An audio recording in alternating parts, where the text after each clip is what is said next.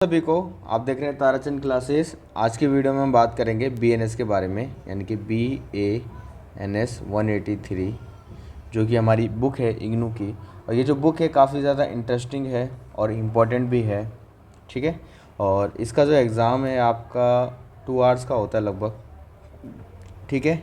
और इस बुक में आपको पर्यटन और साथ के साथ मानव विज्ञान यानी कि ह्यूमन साइंस, जिसको एंथ्रोपोलॉजी भी बोला जाता है, वो इसके अंदर पढ़ोगे। यानी कि बुक्स को 2 ब्लॉक्स में बांटा गया है, ठीक है। एक है आपका पर्यटन से रिलेटेड और दूसरा है मानव विज्ञान से रिलेटेड, ठीक है। दोनों ही इजी टॉपिक्स हैं, ठीक है ना। और 2 आवर्स का पेपर होता है। तो बहुत सारे जो स्टूडेंट्स होते हैं वो क्या करते हैं कि हाँ यार, टूरिज़्म ही के तो बारे में पढ़ना, कोई कौन सा ज़्यादा हार्ड होगा। और सही बात है, हार्ड है नहीं, और जिसके कारण हम इस पेपर को क्या ले लेते हैं, हल्के में ले लेते हैं। लेकिन जो चीज़ इजी होती है उसकी चेकिंग थोड़ी सी हार्ड होती है, आप ऐसा समझ सकते हो। क्योंकि इस पेपर में कई सारे स्टूडेंट की बैक आती है, ठीक है। या तो मार्क्स बहुत कम आते हैं या तो बैक आती है। तो कृपया करके इस टॉपिक को आप अच्छे से नोट करते हुए चलें, ठीक है। नोट बनाते हुए चलें, कोई ज़्यादा बड़ा इशू नहीं है, छोटे छोटे स्मॉल नोट्स बनाएं। क्योंकि 5 क्वेश्चन रहते हैं, ज़्यादा लॉन्ग आंसर नहीं है, लॉन्ग लेंथी आंसर नहीं लिखने होते। मेन पॉइंट्स के थ्रू आपको आंसर लिखो तो ज़्यादा अच्छा है, तो ज़्यादा मार्क्स मिलते हैं, ठीक है। तो आई होप आपको समझ आया होगा। BNS 183 जो कि टूरिज़्म के ऊपर बुक है और इसका पेपर 2 आवर्स का होता है। कोई ज़्यादा हार्ड टॉपिक नहीं है, लेकिन इस पेपर को थोड़ा सिंसरली यानी कि अच्छे तरीके से आप पेपर दोगे तो अच्छे से अच्छे मार्क्स के तरीके से पास हो जाओगे। ऐसी नॉर्मल, ऐसी हल्के में पेपर लोगे और कुछ भी लिख के आ जाओगे तो हो सकता है बैक भी आ जाए। ये मजाक की बात नहीं है, ये आपको डराने के लिए नहीं है। ऐसा कई सारे स्टूडेंट के साथ होता है, इसलिए आप थोड़ा सा सचेत रहें तो ज़्यादा अच्छा है, ठीक है। तो चलिए हम थोड़ा सा इन दोनों के मतलब को समझ लेते हैं कि पर्यटन क्या है, मानव विज्ञान क्या है। और उसके साथ अपने अगली वीडियो जो हमारी आएगी क्लास 2, उसमें हम सारे टॉपिक समझते चलेंगे, ठीक है। पहले तो हम पर्यटन के बारे में पढ़ेंगे, उसके बाद मानव विज्ञान के बारे में पढ़ेंगे।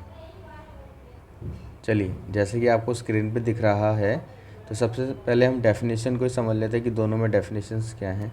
अगर नॉर्मल कहा जाए कि मानव विज्ञान क्या है, मानव विज्ञान जो जो है यानी कि एंथ्रोपोलॉजी जो है, वो मानव के व्यवहार का अध्ययन करता है। यानी कि मानव का शरीर, मन, विचार, भावनाएं, सामाजिक व्यवहार का अध्ययन करता है। ये मनोविज्ञान, जीवन शास्त्र, सामाजिक विज्ञान, शिक्षा और संगठनात्मक विज्ञान जैसे विभिन्न क्षेत्रों को भी शामिल करता है अपने अध्ययन के क्षेत्र में, ठीक है। मानव विज्ञान के अंदर ये सारी चीज़ें होती हैं।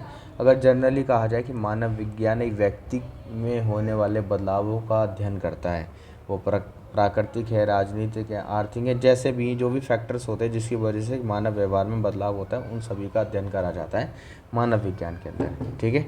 अब पर्यटन क्या है? पर्यटन का सीधा सा मतलब होता है जब एक व्यक्ति, ठीक है, अपने निवास स्थान से, जहाँ पे वो रहता है, उससे वो बाहर निकलता है, ठीक है, उसका अध्ययन पर्यटन के अंदर किया जाता है। यानी कि पर्यटन एक गतिविधि है, ऑब्वियसली बात है, क्योंकि यहाँ पे एक व्यक्ति को एक स्थान से दूसरे स्थान पे जाना है, ठीक है, जिसमें लोग अपने अपने आवासीय स्थान से बाहर यात्रा करते हैं और नई स्थान, दृश्य और संस्कृति का आनंद लेते हैं।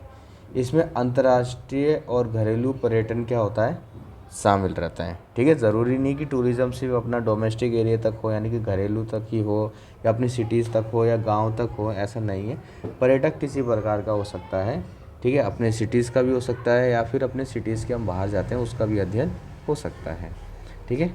दोनों का उद्देश्य देखते हैं। मानव विज्ञान का उद्देश्य होता है मानव व्यवहार और समाज शास्त्र के अध्ययन के माध्यम से मानव के विकास और समृद्धि को सुनिश्चित करना, ठीक है, कि मानव में कैसे कैसे ग्रोथ हो रही है, प्रगति हो रही है, समाज शास्त्र का सहारा लेके आगे बढ़ना, ठीक है। और पर्यटन का उद्देश्य क्या होता है? पहला तो मनोरंजन तो होता ही है कि भाई हम बाहर अगर निकल रहे हैं तो एटलीस्ट तो फर्स्ट तो ये रहता है कि हाँ, थोड़ा मनोरंजन होना चाहिए, इंटरेस्टिंग पार्ट हमें मिलना चाहिए।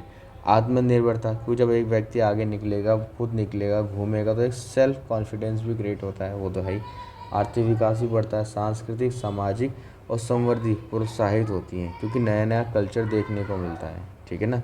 ये स्थानीय आर्थिक विकास के लिए भी क्या है, महत्वपूर्ण स्रोत है, क्योंकि नई नई एक्टिविटी चलती हैं जिससे हम अपनी इकोनॉमिकली भी एक्टिविटीज़ को क्या कर सकते हैं, बढ़ा सकते हैं। फॉर एग्ज़ाम्पल के लिए आप यूट्यूब ही देख लो, कौन जानता था कि यूट्यूब पे सब लोग पढ़ाना शुरू करेंगे, ब्लॉग्स बनाएंगे, ट्रेंडिंग करेंगे या उससे पैसा कमाएंगे। ठीक है, ये फॉरेन कंट्रीज़ में होता था, अब देखो वो चीज़ इंडिया में भी आई। तो हो रहा है ना, टूरिज़्म से भी असर पड़ता है। उसी तरीके विदेशों में इंडिया जैसा खाना नहीं मिलता खाने के लिए, तो अमेरिकन्स क्या करते हैं या फॉरेन्स वाले क्या करते हैं कि वो इंडिया आते हैं, यहाँ का कल्चर एक्टिविटीज सीखते हैं और अपने देश में क्या करते हैं, अप्लाई करते हैं। उसी तरीके से आयुर्वेदा भी देख सकते हो। ठीक है, उसको सीखते ही लर्निंग करते हैं और अपनी फॉरेन कंट्री में अपना इंस्टीट्यूट खोलते हैं, उसको सिखाने की कोशिश करते हैं और एक अच्छा खासा बिजनेस स्टार्ट करते हैं। तो ये सारी चीज़ें काम आती हैं। ठीक है, तो आई होप आपको समझ आया होगा थोड़ा मानव विज्ञान क्या है और पर्यटन क्या है। अगर नॉर्मल 2 लाइन में कहा जाए, मानव विज्ञान व्यक्ति में होने वाले व्यवहारों का अध्ययन करता है। पर्यटन जब एक व्यक्ति अपने स्थान से दूसरे स्थान पर जाकर जो जो गतिविधियाँ देखता है उनका अनुभव करता है। ठीक है, और तुलना कर लेता है अपनी जहाँ भी स्थिति में रहता है, उस कंट्री में रहता है, उसके साथ वो तुलना करता है। ठीक है, निष्कर्ष निकालता है क्या चीज़ हम अपने लिए बेटर कर सकते हैं ताकि आगे बढ़ सकें। ठीक है, तो आई होप आपको समझ आया होगा। अगर किसी को कोई भी चीज़ हो ना समझ आई तो भाई प्लीज़, डाउट हो तो कमेंट कर दिया करो। ठीक है, एग्ज़ाम टाइम में सीधा पढ़ोगे तो दिमाग में बर्डन होगा ही होगा। ठीक है, परेशान हो जाओगे। हम यानी कि जो BNS 183 की जो प्लेलिस्ट आएगी, इसमें हम सीधा इम्पोर्टेंट क्वेश्चंस यानी कि जो हमारे लिए इम्पोर्टेंट क्वेश्चंस होंगे एग्ज़ाम के पॉइंट ऑफ व्यू से, हम उनका अध्ययन करेंगे। हो सकता है एक वीडियो में एक यूनिट ख़त्म हो जाए, यानी कि 1 या 2 वीडियोज़ आएंगी जो यूनिट्स को ख़त्म कर देगी, यानी कि सिर्फ इम्पोर्टेंट क्वेश्चंस का अध्ययन करा जाएगा। ठीक है, अगर कुछ टॉपिक रह जाता है कि हाँ यार आप इसको स्किप कर रहे हो लेकिन आपको समझ नहीं आ रहा बुक से पढ़ के, तो आप कमेंट कर देना, मैं उसकी वीडियो बना के अपलोड कर दूँगा। ठीक है, फ़िलहाल तो इम्पोर्टेंस टॉपिक की ही वीडियो चलेगी ताकि आप अपने एग्ज़ाम में कम टाइम में अच्छे से परफॉर्म कर सकें और पास हो सकें। ठीक है, तो मैं उम्मीद करता हूँ आपको आज की बात समझ आई होगी। कोई डाउट हो तो कमेंट कर देना और अपने शॉर्ट नोट्स बनाते हुए चलना, ज़रूर आपको मदद करेगा। और वीडियो तभी कंटिन्यू होगी बाकी सब्जेक्ट भी जब आपका फीडबैक मिलेगा। ठीक है।